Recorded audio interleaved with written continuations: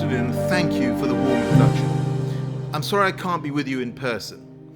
There is, as you all know, a lot going on in Westminster today. I would have liked to have made another trip to Scotland, and I have fond memories of last November in particular when we welcomed the world to Glasgow. COP26 was the biggest international conference the UK has ever hosted, and it was an honour to play the role of shepherd-in-chief in those tough but incredibly rewarding couple of weeks. Under the UK stewardship, almost 200 countries came together to agree the historic Glasgow Climate Pact. And COP26 was also the moment private finance recognised the scale of the challenge we're facing and stepped up to meet it. Together, we set out a vision for unlocking the trillions of dollars we need to power a global transition to a net zero future.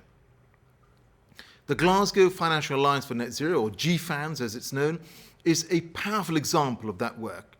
500 financial institutions have now committed to net zero by 2050 as part of that alliance. Almost half of those institutions have set an interim target for 2030 or earlier. And all founding members are expected to have set a 2030 target by COP27. To deliver those commitments, firms will need to publish rigorous transition plans. And our Transition Plan Task Force is supporting that work and making the progress on tackling the challenge of greenwashing as well.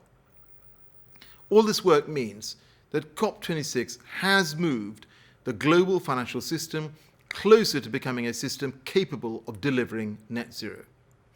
Climate action is now a key consideration in boardrooms and on trading floors around the world. And I can tell you that certainly wasn't the case when I began my own career in investment banking in the early 1990s. So that in itself is a transformational achievement. Now, of course, the world has changed markedly since Glasgow. The global geopolitical and economic situation has become much more perilous. We're meeting today against the backdrop of multiple global crises, much precipitated by the Putin regime's brutal, illegal, and unprovoked war in Ukraine. But the evidence remains unequivocal. Climate change is a chronic threat. And the soaring temperatures and raging wildfires we're experiencing across the United Kingdom this summer make clear the threat is getting worse for all of us. So it is more important than ever that we turn the commitments made in Glasgow into action. And finance must be at the centre of that work. I'm encouraged as I continue to engage with financial institutions around the world to see the sector working hard to make progress.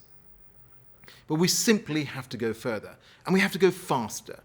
Finance is not yet flowing as it needs to. So I have three specific asks for all of you. One, for those institutions that haven't joined GEFANS, I urge you to do so now. It is the right thing to do. It's what clients and customers want. And with net zero, one of the clearest economic trends we have seen, it's good for the bottom line too. Secondly, set out and implement a rigorous net zero transition plan for your business with short and medium-term targets charting the path ahead. And third, mobilize more capital to support climate action, particularly in emerging markets. I can tell you that the potential is enormous and the opportunities are global. We announced at COP26 the South African Just Energy Transition Partnership, or JETP. JETPs are innovative, country-led partnerships tailoring support to individual country plans. And they're specifically focused on high-emitting developing countries like South Africa, which want to accelerate their own clean energy transitions. In recent months, I've been particularly focused on driving forward these partnerships.